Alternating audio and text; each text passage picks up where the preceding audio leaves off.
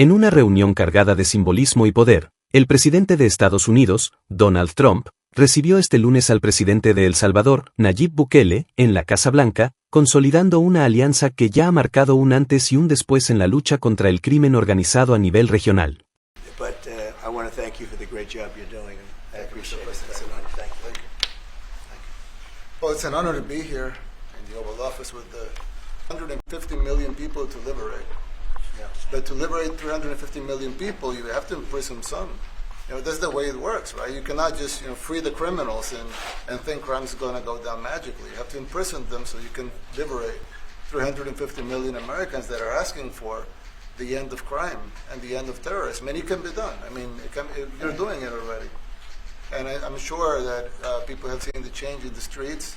A long way to go because you're just initiating your second term. But it's clear that with the numbers at the border, with even in Democrat-run cities, they get a help from the work you're doing. So I'm really happy to be here, honored, and eager to help. Well, we had a terrible thing happen. We had an administration that allowed people to come in freely into our country from not only South America, but from all over the world, many from the Congo in Africa, Asia, all over the world, Europe, rough parts of Europe.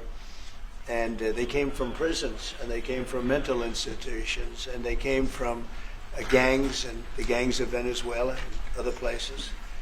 And hundreds of thousands and even millions of them came. 21 million people altogether, but many of the people that came, just a tremendous percentage of them were criminals, in some cases violent criminals. We had 11,088 known murderers. Half of them murdered more than one person. This was allowed by a man who, what he did to our country is just unbelievable. So we're straightening it out. We're getting them out.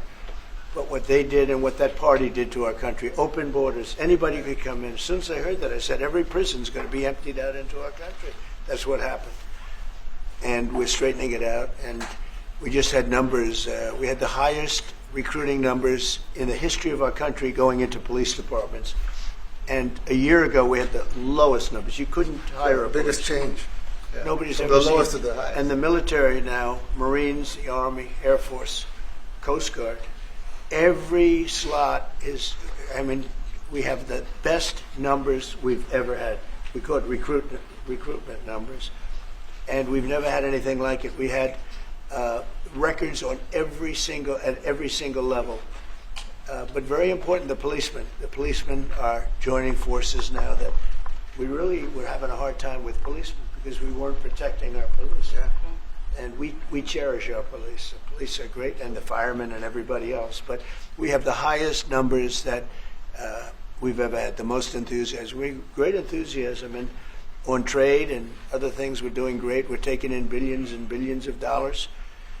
We made, 2 weeks ago, I gave them a little bit of a pause because, you have to show a little flexibility. But we go back to what we have to do. The markets have been very strong once they got used to it. But we were losing $2 billion a day. There's no company big like this. This is the biggest deal ever made. Now we're making $3 billion a day. We're a great country, but we had stupid people running this country, and I can say it. But what they've done to us at the border should never and can never be forgotten. It's a sin, what they did, and you are helping us out, and we appreciate it. Thanks. Actually, what you're doing with the border is remarkable. It has dropped, 95%? It's incredible. As of this morning, 99%, 99.1% to be exact. Why are those numbers not in the media? Well, they get out with the fake news, like CNN over here doesn't want to put them out because they don't like putting out good numbers. They only like putting out because I think they hate our country, actually. But it's a shame. You're right. Isn't that a great question? Why doesn't the media? Why don't they put out numbers? Yeah, 99%. It's crazy, right? We're doing it's great. A crazy turnaround. Christy, could you maybe say a couple of words about the border? How we're doing? It's just been absolutely phenomenal what a great leader can do. Clear direction. Our laws matter. We should only have people in our country that love us, and the Border Patrol and our ICE officers and law enforcement officers have done fantastic work. So we're proud of them. Now we just need to get the criminals and murderers and rapists and dangerous gang members and terrorist organizations out of our country. So, Mr. President Bukele, we thank you very much for your partnership. It has been wonderful for us to be able to have somewhere to send the worst of the worst and someone to partner with. And we'd like to continue that partnership because it's been a powerful message of consequences. Mr. President, you wanted people to know that there was consequences if you break our laws and harm our people and endanger families. And this is a clear consequence for the worst of the worst, that we have somewhere to put them. Thank you very much. Yeah, we even had this gang member from Venezuela, one of the ones you sent, and we interviewed him just to get some information, etc., from them. And he said, "Oh, well, I got arrested 6 times, but they released me the 6th time, so it should be released again." And then he said, "Well, but what's the last thing you do?" And he said, "Well, I shot a cop in the leg, but I didn't kill him. I just shot him in the leg." And we're like, this guy was arrested 6 times here in the United States, 6 times. He was released 6 times, and in the he was released 5 times, and the last time he was sent to El Salvador, right? So he's not getting released. But the last time he shot a cop, actually, and he shot him in the leg. So these are, like you said, right? yeah, there's something broken. The liberal establishment, but they're not running things anymore in this country, and we're run by, and I don't say conservative, I don't say anything, we're run by people with great common sense. Yeah, common sense. Because it's all common sense. Yeah. It's not liberal conservative, it's common sense. Exactly. And, do you allow men to play in women's sports? Do you allow men to box your women and box? Because I know you have a lot of boxing. That's violence. That's abuse of a violence woman. against women. It's Yeah, abuse of a totally. woman. But we have people that fight to the death because they think men should be able to play in women's sports. And some of those sports, it wouldn't matter much, but it still matters. But some of them are very dangerous for women. Some years ago, I would say a decade ago or so, women rights movements were pressuring so that we enacted specific laws to avoid men abusing women. And I think those laws were great because there were a lot of men abusing women. But now some of the same people are trying to backtrack on that and actually trying to make new laws allowing men to abuse women in sports. So actually that doesn't make sense. In sports. It doesn't make sense. It's crazy. They have weightlifting records, right? Yeah. A woman gets up, lifts weights, she's incredible. A guy gets up and beats her by 100 pounds.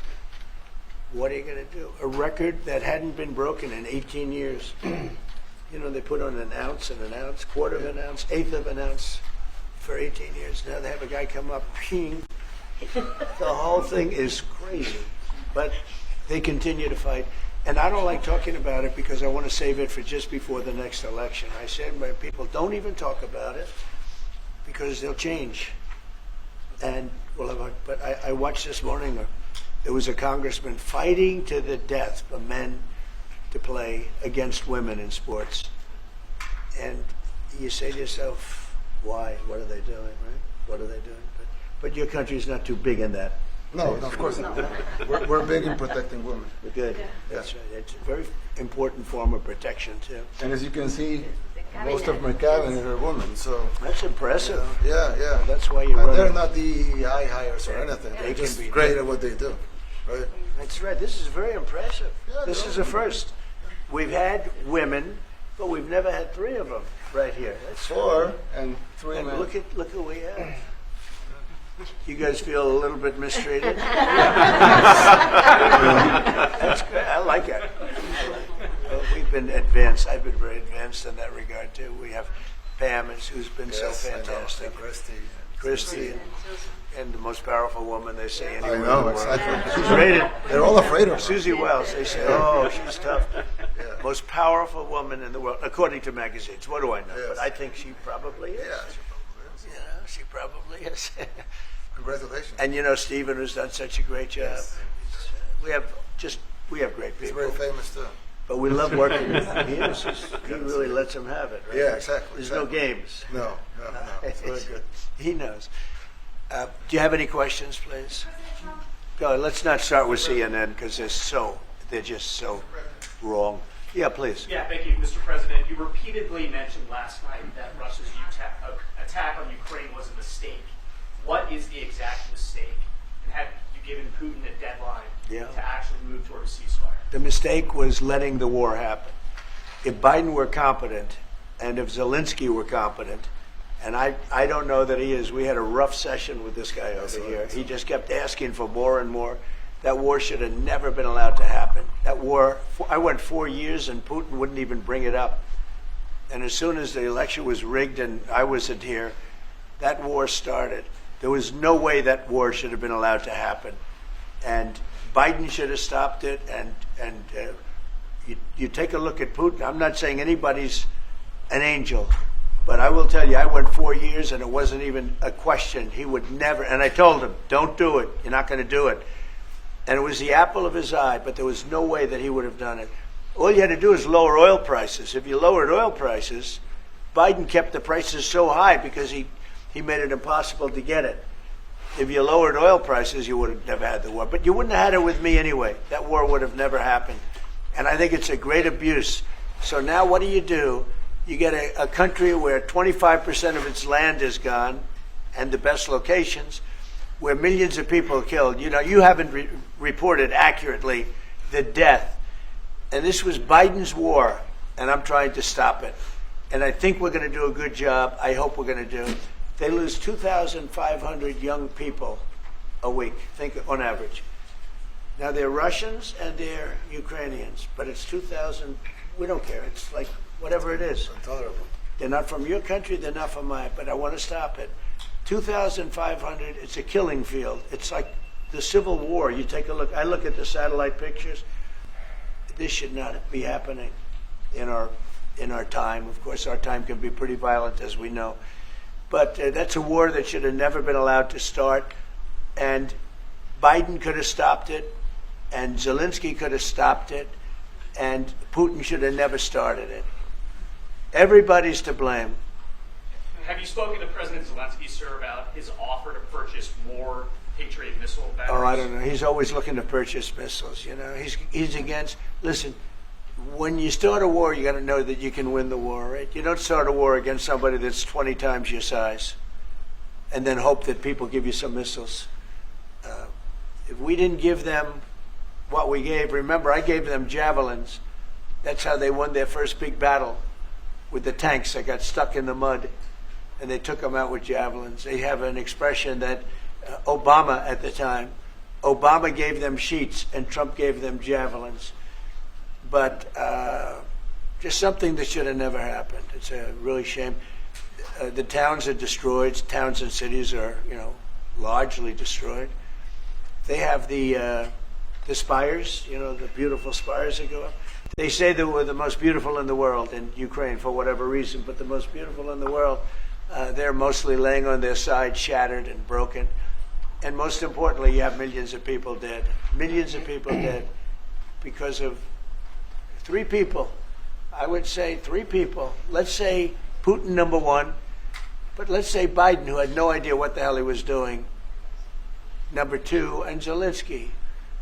And all I can do is try and stop it. That's all I want to do. I want to stop the killing. And I think we're doing well in that regard. I think you'll have some very good proposals very soon. Last question, sir. Have you attributed a motive, sir? Have you attributed a motive through the FBI investigation behind the attack on Governor Josh Shapiro over the weekend? No, I haven't. But the attacker was not a fan of Trump, I understand, just from what I read and from what I've been told. The attacker basically wasn't a fan of anybody. It's probably just a whack job. And certainly a thing like that cannot be allowed to happen. Okay. In relation with President Bukele, the best guarantee that this time you won't terminate the temporary... I have a great relationship with this man. I have the best relationship with him. We've known each other. I've known him since he was a very young man, as I said, very, very young. And I was impressed. I said, look how this guy is. In fact, you sort of look like a teenager. You still you look like a teenager. I said, what kind of a country is this? He grew up well in the last 5 years. Do you support the extension for nationals of El Salvador under... I support him. Do I support it. Go ahead. Let's hear the question from this very low-rated anchor at CNN. Low-rated. Which one is that? The man who was mistakenly deported to El Salvador. Well, let me ask Pam. Would you answer that question? Sure, President. First and foremost, he was illegally in our country. He had been illegally in our country.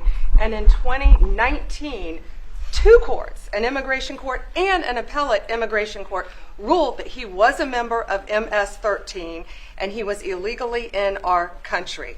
Right now, it was additional paperwork had needed to be done.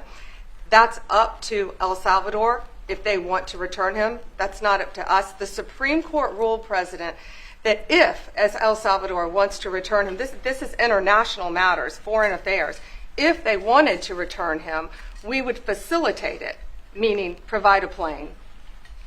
So will you return him? And you are doing a great job. Thank you, Pam. Stephen Miller, wait a minute. Could you just also respond to that question? Because, it's asked by CNN, and they always ask it with a slant because they're totally slanted because they don't know what's happening. That's why nobody's watching them. But would you answer that question also, please? Yes, gladly.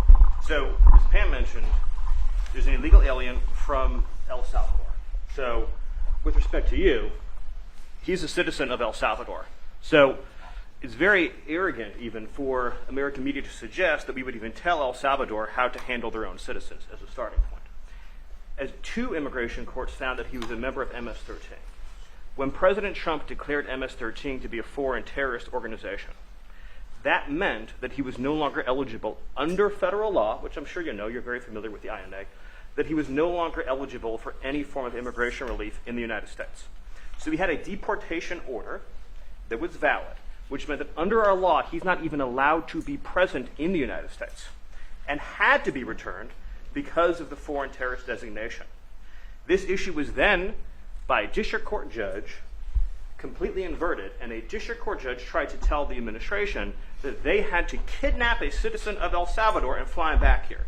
That issue was raised to the Supreme Court, and the Supreme Court said the district court order was unlawful and its main components were reversed 9-0 unanimously, stating clearly that neither Secretary of State nor the President could be compelled by anybody to forcibly retrieve a citizen of El Salvador from El Salvador, who again is a member of MS-13, which, as I'm sure you understand, rapes little girls, murders women, murders children, is engaged in the most barbaric activities in the world, and I can promise you if he was your neighbor, you would move right away. So you don't plan But to the ask Supreme for Court is to get asking him back? to. And what was the ruling in the Supreme Court, Steve? Was it 9-0? Yes, it was a 9-0 In our favor. in our favor against the district court ruling, saying that no district court has the power to compel the foreign policy function of the United States. As Pam said, the ruling solely stated that if this individual, at El Salvador's sole discretion, was sent back to our country, that we could deport him a second time. Well, No version of this legally ends up with him ever living here because he is a citizen of El Salvador. That is the president of El Salvador. Your questions about it for the court can only be directed to him. I asked ¿Usted lo liberaría, Presidente Bukele? Can President Bukele weigh in on this? Do you plan to return him? Well, I'm supposed to be not suggesting that I'll smuggle a terrorist into the United States, right? It's I mean, always how can I smuggle? How can I return him to the United States? Like I smuggle him into the United States, or what do I do? Of course, I'm not going to do it. It's like, the question is preposterous. How can I smuggle a terrorist into the United States? I don't have the power to return him to the United States. But you could release him inside El Salvador. Yeah, but I'm not releasing. We're not very fond of releasing terrorists into our country. We just turned the murder capital of the world into the safest country of the Western Hemisphere, and you want us to go back into the releasing criminals so we can go back to being the murder capital of the world? No, that's not going to happen. Well, they'd love to have a criminal, released into our I mean, there's a fascination. They would love it. Yeah. They're sick. These are sick people. Marco, do you have something to say about it? Yeah, Stephen outlined it. I don't understand what the confusion is. This individual is a citizen of El Salvador. He was illegally in the United States and was returned to his country. That's where you deport people, back to their country of origin. Except for Venezuela, that wasn't refusing to take people back, or places like that. I can tell you this, Mr. President. No, the foreign policy of the United States is conducted by the President of the United States, not by a court. And no court And the United States has a right to conduct the foreign policy of the United States. It's that simple. End of story. And that's what the Supreme Court held, by the way, to Marco's point. The Supreme Court said exactly what Marco said, that no court has the authority to compel the foreign policy function of the United States. We won a case 9-0, and people like CNN are portraying it as a loss, as usual, because they want foreign terrorists in the country who kidnap women and children. But President Trump, his policy is foreign terrorists that are here illegally get expelled from the country, which, by the way, is a 90-10 issue. Well, Mr. President, you said that if the Supreme Court said someone needed to be returned, that you would abide by that. You said that on your correspondence just a few days ago. How long do we have to answer this question from you? Why don't you just say, isn't it wonderful that we're keeping criminals out of our country? Why can't you just say that? Why do you go over and over, and that's why nobody watches you anymore? You know, you have no credibility. Please, go ahead. President Trump, thank you very much. How many illegal criminals are you planning on exporting to El Salvador? And President Bukele, how many are you willing to take from the U.S.? As many as possible. And I just asked the president, you know, it's this massive complex that he built, jail complex. I said, can you build some more of them, please? As many as we can get out of our country that were allowed in here by incompetent Joe Biden through open borders. Open borders. You probably hear open borders and you can't even understand it because nobody can understand. Nobody smart or with common sense can understand it. So we have millions of people that should not be in this country that are dangerous, not just people, because we have people, but we have millions of people that are murderers, drug dealers. They've been allowed to come into our country by other countries that were very smart. When they heard that this very low IQ president, and by the way, I took my cognitive exam as part of my physical exam, and I got the highest mark, and one of the doctors said, sir, I've never seen anybody get that kind of, that was the highest mark. I hope you're happy with that, although they haven't been bugging me too much to take a cognitive, but I did do my physical and it was released. I hope you're all happy with it. I notice there's no question, so probably you are. But the cognitive, they said to me, sir, would you like to take a cognitive test? I said, did Biden take one? No. Did anybody take one? No, not too many people took them. I said, what about Obama? Did he take one? No, he didn't take one either. I said, let me be the only one to take one. But I've actually taken them 3 times already. I like taking them because they're not too tough for me to take. But we had a great physical exam, so I know you're going to ask that. And the doctors who are total professionals, Walter Reed Medical Center, they're great people. And I visited a soldier that was badly wounded, incredible soldier, lost his leg. And I spent a lot of time with him. I mean, great with his mother. And it was really a very great thing. They do a phenomenal job. I just want to say, Walter Reed, I was there for, 5-6 hours. You were there with me. But I took a full physical, and it came out perfecto, so that's good. That means you've got me for a little longer. Would you be willing to pay for those facilities to be open if you were to be built? I'd do something. We'd help them out, yeah. We help them out. They're great facilities, very strong facilities, and they don't play games. I'd like to go a step further. I mean, I said it to Pam. I don't know what the laws are. We always have to obey the laws, but we also have homegrown criminals that push people into subways, that hit elderly ladies on the back of the head with a baseball bat when they're not looking, that are absolute monsters. I'd like to include them in the group of people to get them out of the country, but you'll have to be looking at the laws on that, Steve, okay? And do you think more presidents should follow suit like you guys as far as taking a hard stance on crime? Well, I do. I think everybody has to. I mean, the president said it better than anybody. He said, you know, you have liberty and you have to have liberty, but to have liberty, not everybody is going to be good. And, you know, some are bad because they're sick. They're mentally deranged. They're bad. And you have to take them. If you're going to have a country, you're going to have to take those people out. And we've been doing that. But this was like an unforced error, they would call it, where we had people that may hate our country, or maybe they're just stupid people. I think they're probably stupid people more so. A lot of people said they did it for the vote. But I did better with Hispanic people than they did, because they always use Hispanic. I did better Your people love me. I saw my poll numbers in your country. I'm through the roof, right? 91%. No, some people think they do it for the vote. But they don't have to do it for the vote. They cheat. They're professional cheaters. That's about the only thing they do well. So we just have had a great relationship, and it's become bigger because of a strange thing that happened. I came back. We had no war in Ukraine.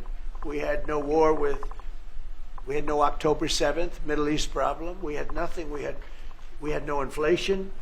We didn't have the Afghanistan, most embarrassing moment in the history of our country, the Afghanistan, not withdrawing, because I would have been out, I had it all set to bring people out with dignity and pride. That was the worst, most embarrassing moment in the history of our country, Afghanistan. We didn't have any of that. You wouldn't have had the war with Russia, Ukraine. You wouldn't have had the Middle East problem because Iran was broke. They had no money because we had secondary sanctions on and lots of other sanctions. And now every single thing, got a problem with Iran, but I'll solve that problem. That's almost an easy one. We got to solve a war that should have never started, Ukraine and Russia, and we'll get that solved. And we have to solve problems, and we already solved inflation. If you look at the numbers are incredible, actually. Stock market's up, and we're not letting other countries take advantage of this country like they have for the last 40 years. So thank you very much. You have a question, please? Mr. President, thank you so much. You scored another major investment win this morning when Nvidia pledged to build its AI supercomputer, the first time ever, right here in the United States. Thank you. That's a question I like. That's true. What is your reaction to this announcement, sir, and how will this positively benefit Americans across the entire country? Well, it's one of the biggest announcements you'll ever hear, because Nvidia, as you know, controls that almost the entire sector, which is one of the most important sectors in the world, between chips and semiconductors and everything else. And they're the biggest. And the other biggest we already have coming in and spending $300 billion, as you know. They announced 2 weeks ago. But Nvidia is so highly respected. And this was an announcement that a lot of people, I knew it was going to happen, but not to the extent that it happened. It's big. And the reason they did it is because of the election on November 5th and because of a thing called tariffs. As I say, the most beautiful word in the dictionary. After love, God, relationship. The press actually hit me. I said, tariff is the most beautiful word in the dictionary. What about family, love, God? So I got hit even on that. You understand? I said, okay. So now I say it's my 5th most favorite word, because they get you on anything. But that Nvidia, it's one of the great companies of the world, modern, super modern companies, controls segments that nobody, sort of controls the world in a sense, and they're coming in here in the biggest way with hundreds of billions of dollars. Not like millions of dollars, hundreds of billions of dollars, and I'm honored by it. And I want to thank Jensen and all of the people that we deal with. They're great people. They're brilliant people. And without tariffs, they wouldn't be doing it. Okay? Thank you very much. Yeah, please, go ahead. Considering additional sanctions against Russia after their latest attack, and do you have an update on the rate and when you might announce them? Well, I already have sanctions on Russia. I put them there. If you remember, Nord Stream 2, that's the big pipeline that goes through Europe. I stopped it. That's Russia's pipeline, the largest pipeline, I think, in the world. Goes to Germany. And I stopped it. And when Biden came in, he approved it. And then they say, oh, I'm friendly with Russia. No. Putin said, if you're my friend, I'd hate to see you when you're my enemy. I stopped the biggest economic job they ever had. I stopped it cold, right? It was dead. You know that, right? And Biden came in and he immediately approved it. What was that all about? And it's a pipeline that takes care of a lot of the needs. Now, it was a very controversial thing, but I stopped it and Biden approved it. Question? No, not you. Not you. Go ahead. Go ahead. What?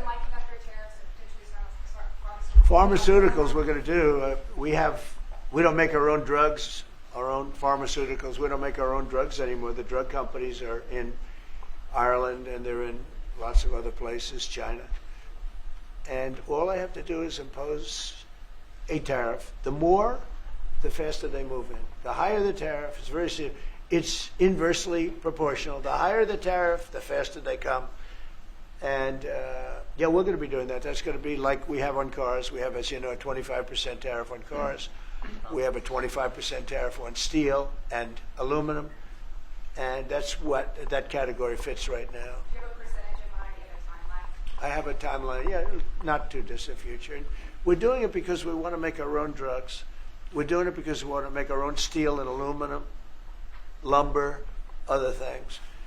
And they're all coming in. We have record numbers, $7 trillion. Since I announced, like a month and a half ago, since I came in, we have over $7 trillion being invested in the country. We didn't have $1 trillion. We didn't have $500 billion for some of these guys. I didn't know what the hell they were doing. So we have the largest investment that we've ever heard of, and we're only 2 months in. And that'll continue at levels that you've never seen before. It's what's going to happen. And even the stock market's up today. It's we also had, you know, a lot of people didn't say it the way it was. We had the largest gain in the stock market in history on every single category last week. That was a nice game because we get a little hit because people didn't understand the power of our country economically if you use it right. Do you have something to say on that, JD? Yes, sir. I mean, look, for 40 years we have lost manufacturing capacity. Workers have seen their wages stagnate, and some of the most critical things that we need, from the pharmaceuticals, the drugs that we give to our children, the antibiotics that we give to our kids, to the weapons that we actually need to fight a war, if God forbid we had to fight a war, we don't make enough of that stuff. And so President Trump ran explicitly on changing that.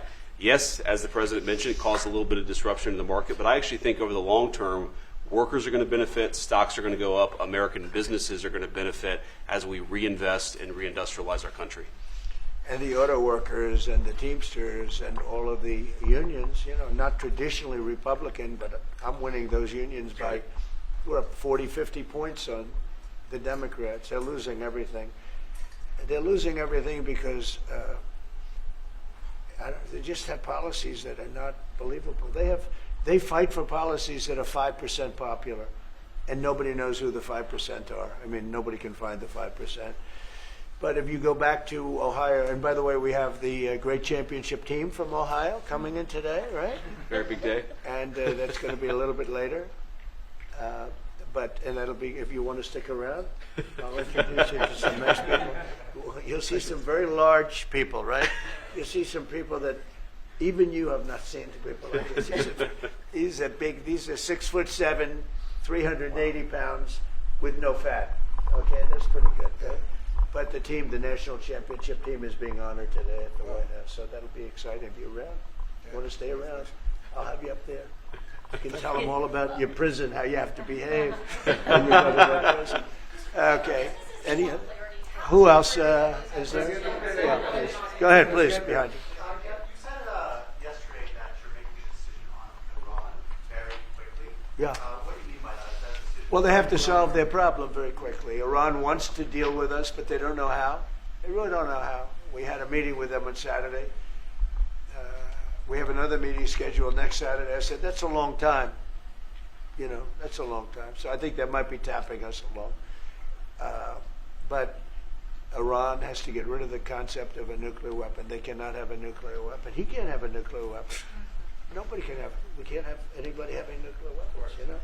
We can't have nuclear weapons. And I think they're tapping us along because we're so used to dealing with stupid people in this country.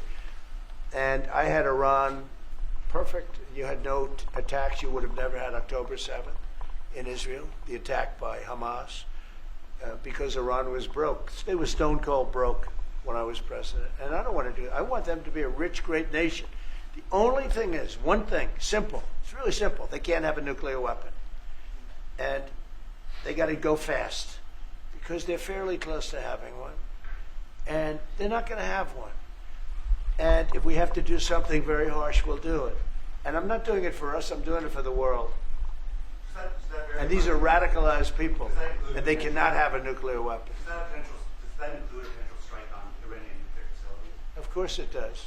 And just a follow-up question, a clarification. You mentioned that you're open to deporting individuals that aren't foreign aliens, but are criminals to El Salvador. Love it. Does that include potentially U.S. citizens fully naturalized Americans? If they're criminals and if they hit people with baseball bats over their head that happen to be 90 years old, and if they rape 87-year-old women in Coney Island, Brooklyn, yeah, that includes them. What, do you think they're a special category of person? They're as bad as anybody that comes in. We have bad ones too. And I'm all for it because we can do things with the president for less money and have great security. And we have a huge prison population. We have a huge number of prisons, and then we have the private prisons, and some are operated well, I guess, and some aren't. But he does a great job with that. We have others that we're negotiating with too. But no, if it's a homegrown criminal, I have no problem. Now, we're studying the laws right now. Pam is studying. If we can do that, that's good. And I'm talking about violent people. I'm talking about really bad people. Really bad people. Every bit as bad as the ones coming in. And I made the statement when I heard about this a long time ago now, 4 years ago. When I heard that this guy was having open borders, I said every single criminal from all over the world is going to be dumped into our country. And that's what happened. The jails of the Congo were emptied out. The jails of Venezuela were emptied out. And you know what happened? Their crime went way down. But now Venezuela has other problems. You know what the problem is? They have no money. Yeah. Because I shut off their oil, and we put secondary tariffs because they're not doing what's right over there. They know what to do. We spoke to them. I spoke to them. They know what to do. But they have no money. Venezuela has no money. But Iran had no money. And Iran behaved so beautifully. And then Biden took all those secondary tariffs and tariffs on. I told China, you can't buy oil. If you buy oil from Iran, China, I told it to President Xi, then we no longer want you to do business with the United States of America. And those ships disappeared from that harbor so quickly. China. Get along great with China. Are the talks with Iran productive? Do you want to continue that? What? The talks with Iran, do you believe those are productive? Do you want to continue that? I think Iran could be a great country as long as it doesn't have nuclear weapons. If they have nuclear weapons, they'll never get a chance to be a great country. They will never get a chance. It won't even come close. Sir, on tariffs. Yeah. Yeah, thank you. Yesterday you mentioned short-lived product exemptions. Which specific products are you considering, and how long is short-lived? Weeks, months? I'm looking at something to help some of the car companies where they're switching to parts that were made in Canada, Mexico, and other places, and they need a little bit of time because they're going to make them here, but they need a little bit of time. So I'm talking about things like that. What about any Apple products, other cell phones? Look, I'm a very flexible person. I don't change my mind, but I'm flexible. And you have to be. You just can't have a wall and you'll only go. No, sometimes you have to go around it, under it, or above it. There'll be maybe things coming up. I speak to Tim Cook. I helped Tim Cook recently, and that whole business. You know, I don't want to hurt anybody, but the end result is we're going to get to the position of greatness for our country. We're the greatest economic power in the world if we're smart. If we're not smart, we're going to hurt our country very badly. We lost with China over the Biden years trillions of dollars on trade. Trillions of dollars. And he let them fleece us. And we can't do that anymore. And you know what? I don't blame China at all. I don't blame President Xi. I like him. He likes me. I mean, you know, who knows? Who the hell cares? Do you have any updates on? But you know what? What? Do you have any updates with talks with China? No, let me just tell you this. I don't blame China. I don't blame Vietnam. I see their meeting today. Is that wonderful? That's a lovely meeting. They're meeting, like trying to figure out how do we screw the United States of America. Don't forget, the European Union was formed to do just that. The European Union was formed to hurt the United States and on trade. And they get us on NATO because they don't pay their bills. But now, since I got involved, they have been paying their bills. I took in over $600 billion for NATO. Nobody took in anything. I mean, they were all delinquent. They had 8 nations out of 28 paid their bills. The rest of them were way delinquent. And I said, if you don't pay your bills, we're not going to protect you anymore. And the money poured in, over 600. The Secretary General last week made that statement. He said, I've never seen anything like it. We couldn't get anybody to pay because the United States was footing the bill for NATO. Well, we got hurt there, and we got hurt on trade, likewise, European Union. And they've got to come to the table. And they're trying to. They're trying to. But the European Union has taken terrible advantage. They don't take our food products. They don't take our cars. We have millions of their cars, BMW, Volkswagen, Mercedes-Benz, many others. They come in by the millions. They don't take, there are no Chevrolets in Munich, I can tell you that. I said to Angela Merkel when she was there, as she was letting millions of people infiltrate Germany, which was not so good from, we would call them illegal immigrants, but she made them legal. But I said to her, and I got along with her very well, I said, how many Chevrolets do we have in Munich or Frankfurt? Why, none, Donald, none. I said, you're right. And yet we take in millions and millions of cars. No, those days are over. Okay. Thank you very much, everybody. Thank you, press. Thank you, press.